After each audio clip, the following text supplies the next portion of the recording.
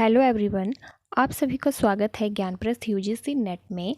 आज हम वैदिक कालीन महत्वपूर्ण टॉपिक डिस्कस करेंगे, जिसमें आज हम 3 टॉपिक डिस्कस करेंगे जो काफ़ी इम्पॉर्टेंट टॉपिक है। यूजीसी नेट के एग्जामिनेशन में पूछे जाने वाले टॉपिक हैं, तो आप इस वीडियो को लास्ट तक ज़रूर से देखिएगा, तभी जो है आप उन टॉपिक को आसानी से समझ सकते हैं। तो आज इसमें हम पहला टॉपिक जो है वो देखेंगे, जो है ऋग वैदिक कालीन शब्दावलियाँ और अर्थ। एक साइड में शब्दावली दी गई है और उसके दूसरे ही साइड में उसका अर्थ दिया गया है। तो इसमें पहला है निबी। निबी जो था वो कमर के नीचे पहना जाने वाला वस्त्र था। फिर था बासस, कमर के ऊपर पहना जाने वाला वस्त्र। अधिबासस, ऊपर से धारण किया जाने वाला वस्त्र या चादर या ओढ़नी। तक्षा, बड़ई। कर्मा, धातु कर्म करने वाला। बेकनाट, सूदखोर। अरित्र, पतवार। अरित्री, नापिक। तो ये हैं ऋग वैदिक कालीन शब्दावलियाँ और अर्थ। नेक्स्ट है विभिन्न दिशाओं में राजाओं के नाम। किन किन दिशाओं में कौन राजा शासन करता था और उस राजा को किस नाम से जाना जाता था, उसके बारे में है। तो पूर्व दिशा की अगर हम बात करें तो वहाँ का राजा सम्राट कहलाता था। पश्चिम का राजा स्वराट कहलाता था। उत्तर का राजा विराट। दक्षिण का राजा भोज।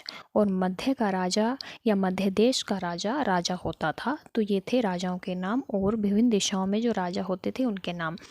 ये जो है पूछे जाते हैं, इनको भी आपने विशेष रूप से ध्यान रखना है। नेक्स्ट है शतपथ ब्राह्मण में वर्णित 12 रत्नी। ये 12 रत्नी जो होते थे वो वैदिक कालीन प्रशासन को चलाने में अपनी महत्वपूर्ण भूमिका अदा करते थे। वैदिक कालीन जो एडमिनिस्ट्रेशन होता था, इनमें इनका विशेष योगदान होता था। तो इनको भी आपने विशेष रूप से ध्यान रखना है, इनके बारे में भी पूछा जाता है। तो इसमें पहला है पुरोहित। राजा के बाद जिसका स्थान होता था वैदिक काल में वो पुरोहित होता था। पुरोहित का काम होता था राजा को परामर्श देना।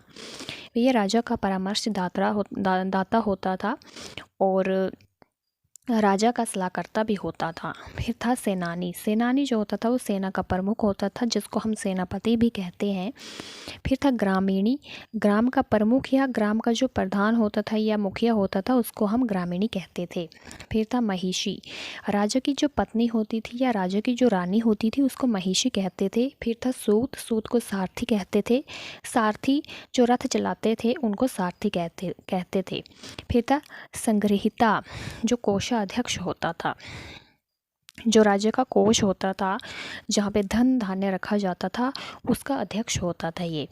फिर था भागदूत, कर एकत्रित करने वाला या टैक्स इकट्ठा करने वाला अधिकारी। फिर था अक्षपाप या अक्षबाप, आय व्यय या गणनाध्यक्ष या द्यूत क्रीड़ा में राजा का मित्र। आय व्यय का ब्यौरा रखने वाला होता था ये, और राजा का मित्र भी होता था। फिर था पालागल, इसको विदूषक कहते थे या विद्वान कहते थे। फिर था क्षत्रा, प्रतिहारी या दोबारी इसको कहते थे।